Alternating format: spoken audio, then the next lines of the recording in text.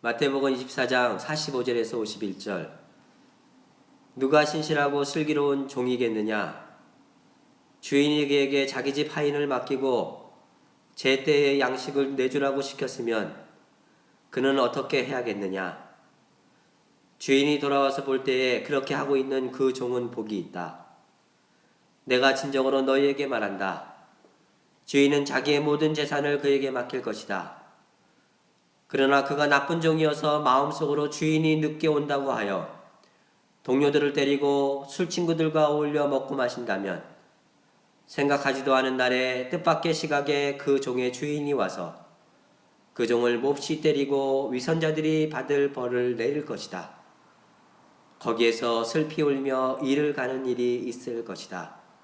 주님, 성경을 보고 읽으며 삶의 주인이 저였구나 하는 생각을 하며 바쁜 속에서 주님의 신실한 종이 되지 못했던 것 같습니다. 주님, 주님의 신실한 종으로 살아갈 수 있도록 하루하루 변화되게 노력하겠습니다. 주님, 인도해 주시길 바랍니다. 동역의 양들 길을 헤맬 때 목자 되시는 주님을 찾고 따르기를 애쓰며 인도해 주시기를 기도하며 지혜와 사랑, 감사가 풍성하길 기도합니다. 아멘. 아멘. 감사합니다. 네, 우리 성경영 집사님 너무 감사합니다. 네. 신앙 고백 함께 드리도록 하겠습니다. 잠깐만요. 제가 이게 화면 공유가 지금 갑자기 되다가 마른 것 같아요. 그래서 공유를 줌으로 들어와 계시는 분들이 있으셔서 화면 공유 같이 했습니다. 신앙 고백으로 함께 우리의 고백을 드리도록 하겠습니다. 우리는 사랑과 자유의 역사를 통해 생명을 주시는 창조주 하나님을 믿으며 하나님의 말씀을 몸으로 살아 참 길과 진리와 생명이 되신 예수 그리스도를 믿으며 세상 끝날까지 우리와 함께 하시는 성령이 생명과 평화의 영임을 믿습니다.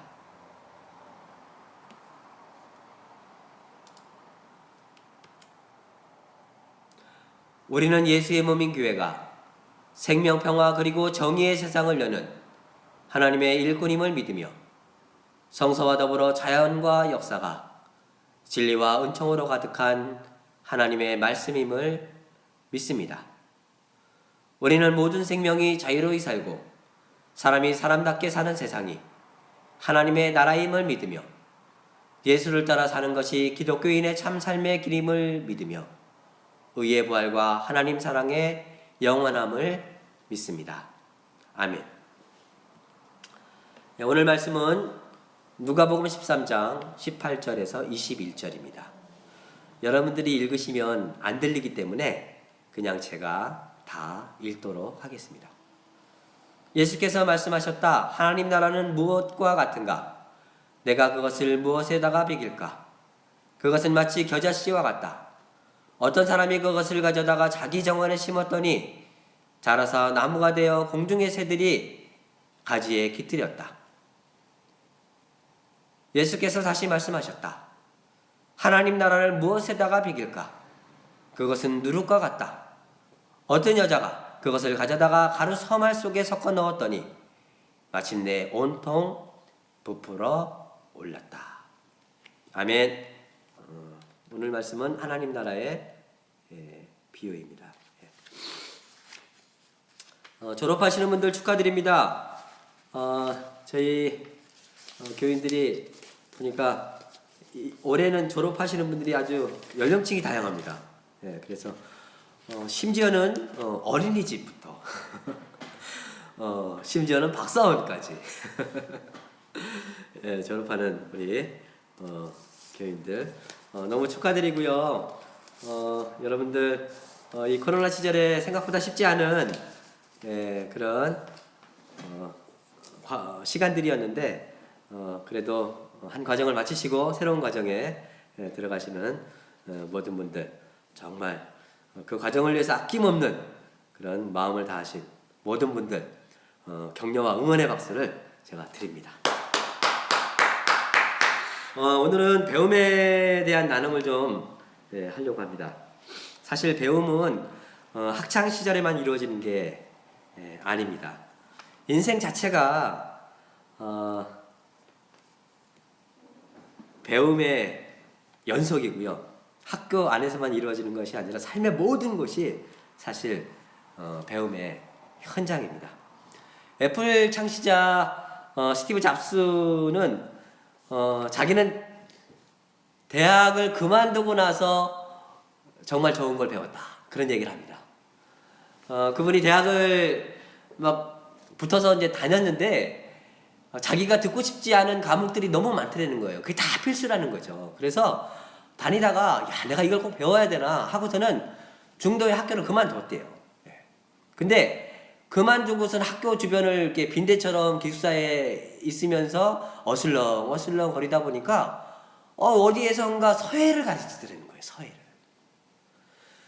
그래서 야, 저 서예 배워보면 참 재밌겠다 싶어갖고서는 서예를 배우기 시작했다는 거예요. 만약에 자기가 7, 8과목의 그 학창시절에 그 필수 과목을 다 들었다라면 절대 서예를 배우지 못했을 거라고 하는 겁니다. 그래서 그때 배웠던 서예가 훗날 맥킨토시의 글씨체를 만드는데 아주 현격한 공헌을 했다라고 하는 겁니다. 자기가 만약에 그 시절에 대학을 그만두지 않았다라고 하면 지금 애플의 그 아름다운 글씨체는 생겨나지 않았을 거라고 하는 겁니다. 물론 또 다른 형태로 생겨났겠죠. 그러면서 스티븐 잡스가 그런 얘기를 합니다. 스탠포드 대학의 그 졸업 연설에 가서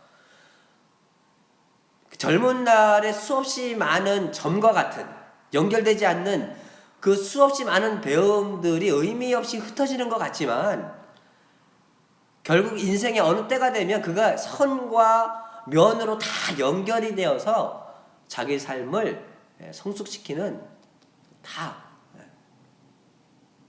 도구가 된다라고 하는 겁니다. 그래서 어떤 일이든 열정과 애정과 사랑을 가지고 할 수 있는 일이라면 뭐든지 하래요. 뭐든지. 그리고 그것이 결국은 내 인생의 면과 건강과 4차원을 만들어줄 수 있다라고 하는 확신을 가지고 하래요. 확신을 가지고. 이제 고인이 되신 신영복 선생님은 인생의 대학을 어디라고 얘기하셨죠? 인생의 대학. 신영복 선생님은요, 감옥 생활을 20년 동안 하셨는데 그 감옥이 자기 인생의 대학이었다라고 얘기를 합니다. 가장 큰 배움을 줬던. 신영복 선생님이 감옥에 들어가기 전까지만 해도 자기는 근대의 문맥에서 벗어나지 못하는 인생이었다라고 하는 거예요. 사람을 볼 때 입체적으로 보질 않고 딱 눈에 보이는 대로 해서 딱 고정적인 이미지로, 하나의 이미지로 사람을 판단하고 평가하는 근대의 문맥에서 벗어나지를 못했다라고 하는 거예요. 근데 감옥에 가서 수없이 많은 사람들을 만나면서 자기 인생에 가지고 있었던 확신들이 송두리째 무너지는 경험을 했다라고 하는 겁니다.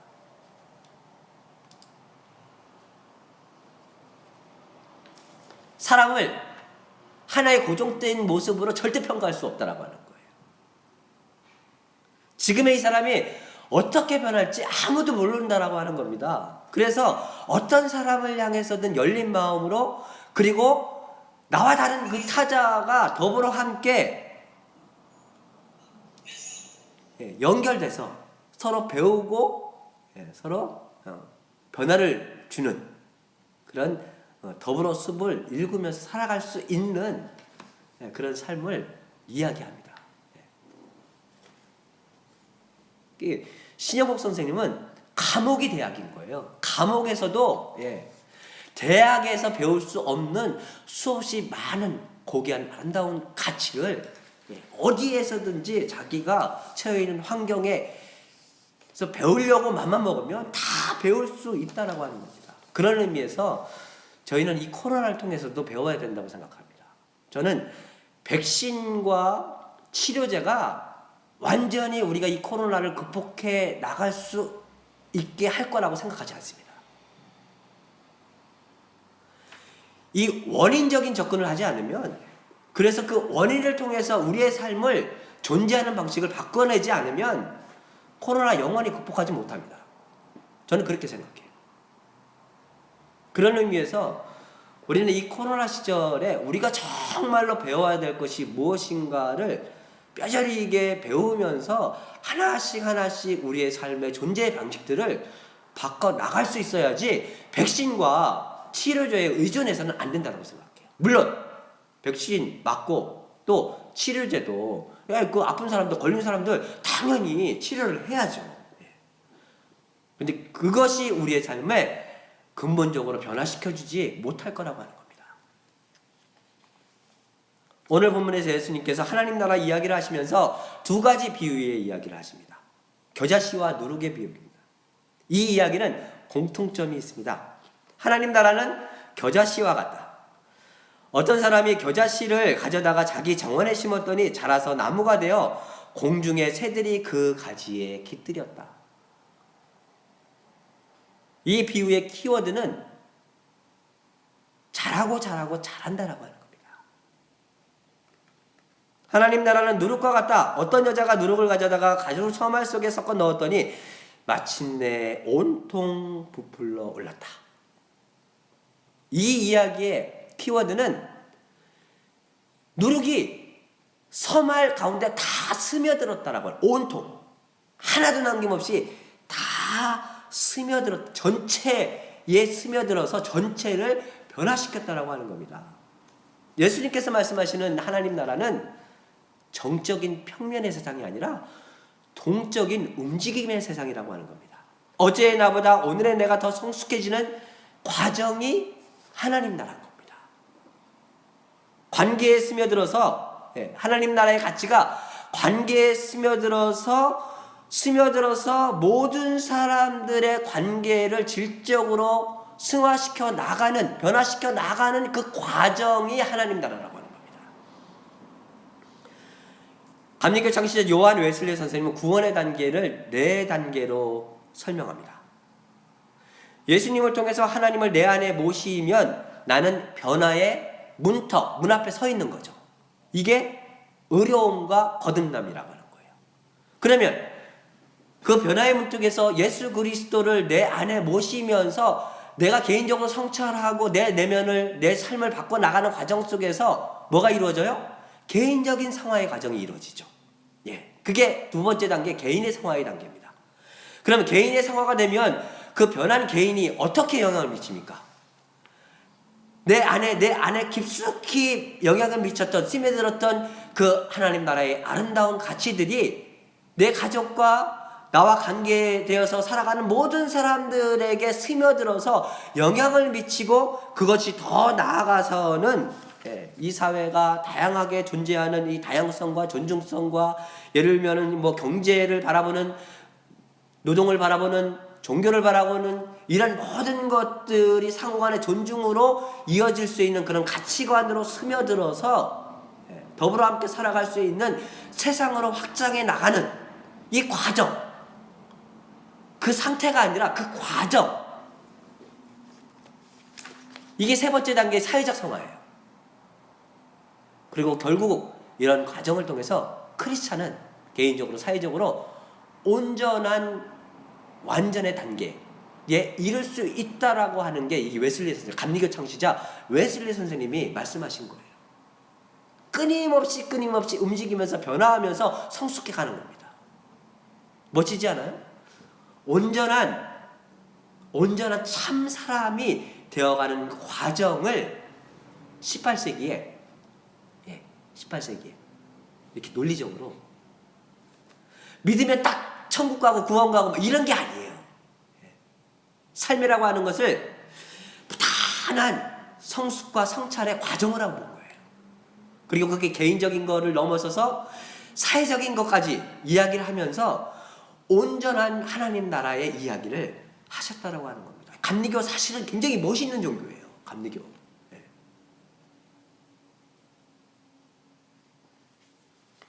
까모메 식당이라고 하는 영화 아시죠? 그곳에 등장하는 일본 여인은 핀란드의 한 마을에 일본인 식당을 만듭니다. 식당을 차려놓고 영업을 하는데 손님이 하나도 없어요. 황량한 사막에 홀로 서 있는 그런 외딴 성과 같은 가게였습니다. 그런데 이 여인이요, 아주 특유의 친절함과 여유로움을 가지고 사람을 대합니다. 여러분들 영화를 한번 꼭 보십시오. 보시면 그 여인이 가지고 있는 얼굴에 그 뭔가 그 설명할 수 없는 그 풍기는 그 느낌이 굉장한 내공을 가지고 있는 그런 느낌이에요. 우연히 여행 온 사람이 그 사람의 인간미에 감동해서 카페에서 일을 하기 시작합니다. 남편을 잃고 심리적 상실에 고통받는 여인과 친구가 됩니다.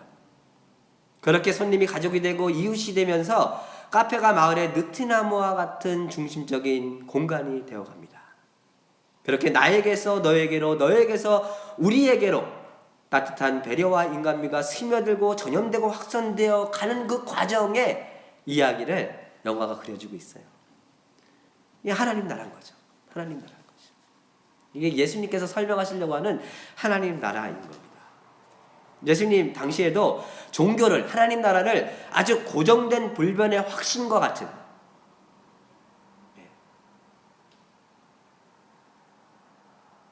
마치 노아의 방주 안에 쏙 들어가면 구원받은 거고 그렇지 않으면 구원받지 않은 거고, 과정이 아니라 어떤 고정된 평면 딱, 그래서 그런 어떤 확신을 딱 주면 그게 뭔가 다 이루어진 것처럼 사기꾼이거든요.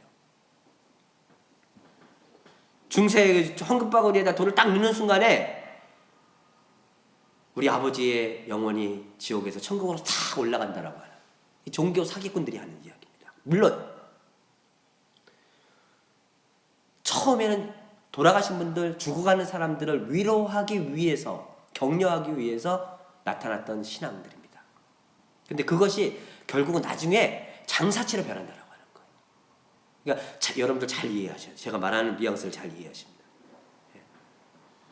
지난주에 보니까 여의도 순복음교회 목사님이 부적처럼 어떤 카드를 들고 다니면, 몸에 지니고 다니면 코로나 절대 걸리지 않는다라고 하는, 그거를 설교 말씀을 하시면서 공짜로 다 나눠주겠다라고.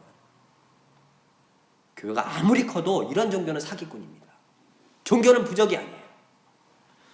하나님이 치사하게 부적 붙인 사람 지켜주고 안 붙인 사람은 안 지켜주고 그런 하나님이라면 제가 믿지 않아요. 여러분도 생각해 보십시오. 하나님 나라가 쪽집게처럼 딱 집어갖고서 누구는 딱 골라내갖고서 누구는 하나님 말씀 잘 들었으니까 딱 하나님 나라로 이렇게 골라주고, 쪽집게로 딱 집어서 골라주고, 이런 이기적이고 야만적이고 치졸한 하나님이 그런 걸 원하시겠어요? 어떻게 생각하세요? 하나님은 이 코로나 시절에도요, 우리가 더 깊은 사랑을 원하시겠죠. 비록 코로나에 걸려도 혐오하지 않고 우리가 자비심을 잃지 않으면서 서로 어떻게 하면 함께 더불어 존중하면서 연민과 사랑을 잃지 않으면서 더불어 함께 잘 살아갈 수 있을까? 우리가 병에 걸리든 안 걸리든 우리가 삶의 중심 속에서 자비심과 존중의 힘을 잃지 않으면서 어떻게 우리의 관계성을 잘 만들어가면서 하나님 보시기에 아름다운 모습으로 살아갈 수 있을까? 매일매일 무너지는 그 가정 속에서도 매일매일 세워나가려고 하는 그 가정, 이게 하나님 나라라고 하는 거죠. 예수님은 이 평면적인 고정된 어떤 확신을, 마약과 같은 그런 확신을 주는 그런 하나님 나라를 말씀하지 않으셨어요. 그런 건 머릿속에는 있는데 실제는 존재하지 않습니다. 왜? 여러분들 생각해 보십시오. 삶이라고 하는 것은 끊임없이, 생명은, 살아있는 생명은 끊임없이 변하고 움직입니다. 제가 이렇게 설교하고 막 온유한 모습을 있다가 어느 순간인가는 마귀처럼 변할 때가 있는 그런 순간이 있어요. 저는 고정된 형태의 어떤 사람이 아니에요.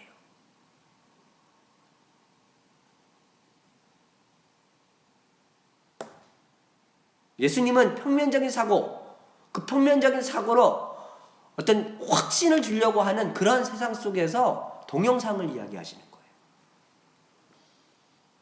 우리 안에서 그 깊이를 알 수 없는 세계를 향한 끊임없는 변화의 여정을, 한 산을 넘어가면 또 다른 기쁨과 행복이 주어지지만 그 산 위에서 바라보면 저 멀리는 또 다른 산이 있어요. 또 한 산을 넘어가면 또 다른 기쁨과 행복이 주어지지만 거기에서 또 다른 데를 바라보면 또 더 멀리에 산이 보이는 거예요. 그렇게 산을 넘고 강을 건너 가는 과정 속에서 깊어지고 스며들고 성숙되어 가는 과정이 신앙의 여정이고 하나님 나라의 여정이라고 하는 것입니다. 저는 배움의 과정도 마찬가지라고 생각합니다. 학위를 받았다고 배움의 끝이 아닙니다. 과정을 끝냈다고 끝이 아닙니다. 인생은 신앙과 같이 배움의 연속이고 변화와 성숙의 여정입니다.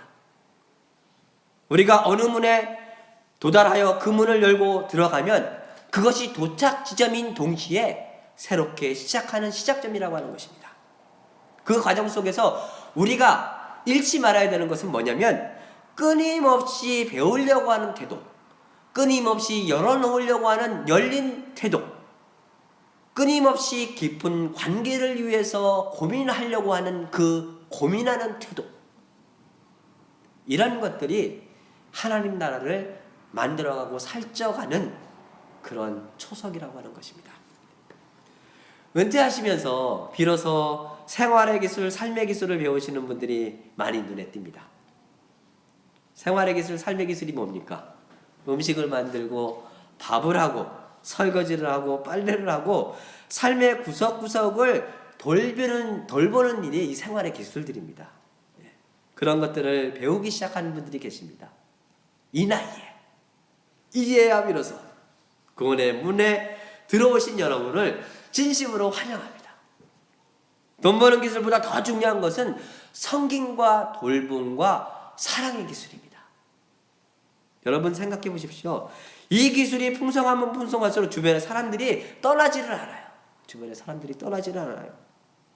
그런데 이런 삶의 기술을 외주를 주면 줄수록, 그리고 내가 손 하나 까딱하지 않게 편하게 살려고 하면 할수록 내 주변에서 사람이 계속 떠나요. 여러분 울금떡 만들었죠? 주문 받았죠? 그렇게 해서 들어온 돈이 약 30만 원이에요. 네. 그런데 울금 공짜로 준다라고 하는 시르떡 만드는데 10만 원. 근데 울금떡 가공하는데 거의 20만 원. 이게 쌤쌤이에요. 네. 쌤쌤이에요. 자본, 돈으로 생각하면, 이익으로 생각하면 못하는 일이에요. 네. 그런데 이걸 왜 해요? 네. 건강에 좋은 울금떡 명절에 둘러앉아서 끓여서 함께 먹으면서 한 번 더 웃을 수 있고, 야 공짜라고 이게 시루떡 딱 주면 얼마나 기분이 좋아요. 괜히 기분 좋잖아요. 예.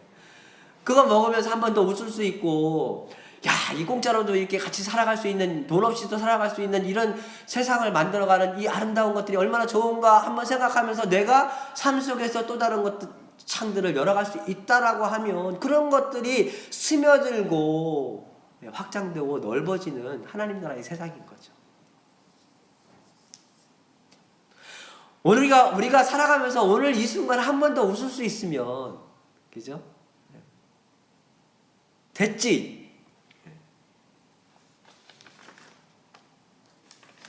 바울 선생님께서 하나님 나라는 먹고 마시는 것이 아니라 의와 평강과 희락이라고 말씀하셨습니다. 삶의 지천에 배울 것들 천지입니다.